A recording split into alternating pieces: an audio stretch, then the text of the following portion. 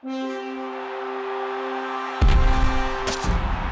folks, I'm Hub Arkush for Pro Football Weekly, and we're here with our preview of the Sunday night game of the week for Week 15 of the 2012 NFL season, and they don't get much better than this. In the kickoff issue this year of Pro Football Weekly, we predicted that the New England Patriots and the San Francisco 49ers would play in the Super Bowl.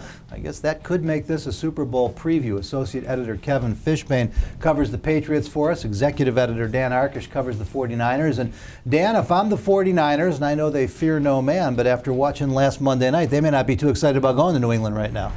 Yeah, you know, New England really did look good. I think, though, that the Niner defense hub is going to be a lot more tough for Tom Brady to handle than Houston's. You know, they've been really solid for the most part all year. I just think this is a tremendous matchup. Obviously, Colin Kaepernick makes it particularly intriguing going into New England, facing Tom Brady, who, similar to Colin, replaced Drew Bledsoe the same way Colin replaced Alex Smith. So I like that. I think that's a very intriguing, one of many intriguing layers to this game.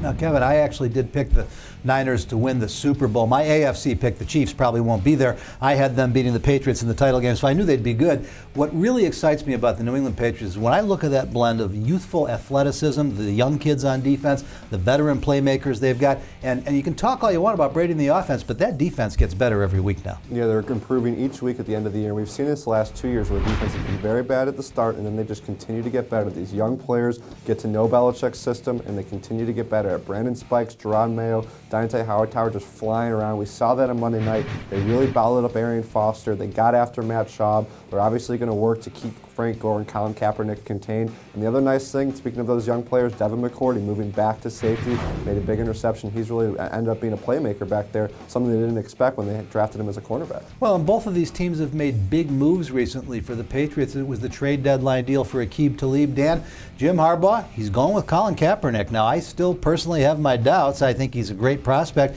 I'm not sure Alex Smith is getting treated fairly here, but Kaepernick's winning football games.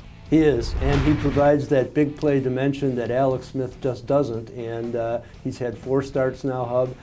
You know, what teams are doing, they're playing that deep cover 2 and forcing Colin to go with more of the underneath stuff. You know, he's got a cannon for an arm, and so he's had to, you know, show more touch on his passes, which a lot of people thought, you know, he couldn't do, but he's been really good at it. And another real interesting new component could be LaMichael James, who came into the mix last week as he's now replacing the injured Kendall Hunter as the primary backup to Frank Gore, and he adds a home run dimension to an already very creative offense. Let me ask you quickly though, Dan, one of the things that puzzles me about the Niners, I noticed the other day Vernon Davis, their all-pro tight end, averaging less than 4.5 targets per game over the course of the season. It's both Alex Smith and Colin Kaepernick may be guilty of not using their best weapon. Yeah, you know, it's really interesting. Vernon Davis, you would say, would have to be considered very underutilized. Many people still think he is their best receiving weapon and still could be very dangerous, as he was obviously late last year. But he's been used more as a blocker, which he's very good at doing. And I have a feeling that he actually could be a very big factor in this particular game. Now, Kevin, one more point on the Patriots before we get to some predictions here. They have had, I wouldn't call it an Achilles heel, but at times they've had trouble protecting Tom Brady. They've been banged up on the offensive line. Aldon Smith comes in looking for 3 sacks to break the NFL's all-time sack record in a season. He's got 3 to play. I'm sure the Patriots hope he doesn't get him here. Yeah, it's going to be really a key matchup because you know the 49ers are going to want to get to Tom Brady quickly, which is such a tough thing for them to do because Brady throws the ball so quickly. Now, J.J. Watt didn't have a sack, but it didn't mean he didn't make an impact on Monday night. 3 quarterback hits, you know, really went after a kind of a banged-up Logan Mankins, and you look at Nate Solder, the second-year player. Sebastian Vollmer hasn't really been at 100%. You give these guys a short week, it's going to be tough for that offensive line, but it's been good most of the season, and you know the Patriots will find ways with the running game, the screen game, those quick slants to try to find a way to neutralize Aldon Smith the way they did with Watt. All right, guys, it's prediction time. Dan, the visitors get to call the coin toss. You're on the road. We'll let you go first. Well, under Harbaugh, they've done really well in the Eastern Time Zone hub, and I think this is going to be a very competitive game, but I mean, the Patriots, they just haven't lost in the second half of seasons. I see them winning in a close one.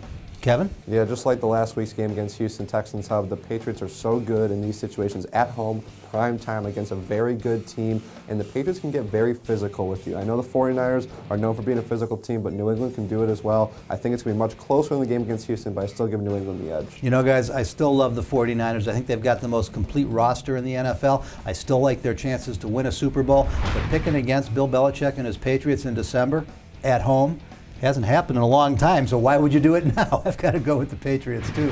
That's going to do it for our preview of the Sunday night game of the week. Probably the game of the year so far, maybe the game of the century. We're all looking forward to it. And look forward to all the best coverage of the NFL, 24 hours a day, 7 days a week. Make sure you stay right where you are at ProFootballWeekly.com.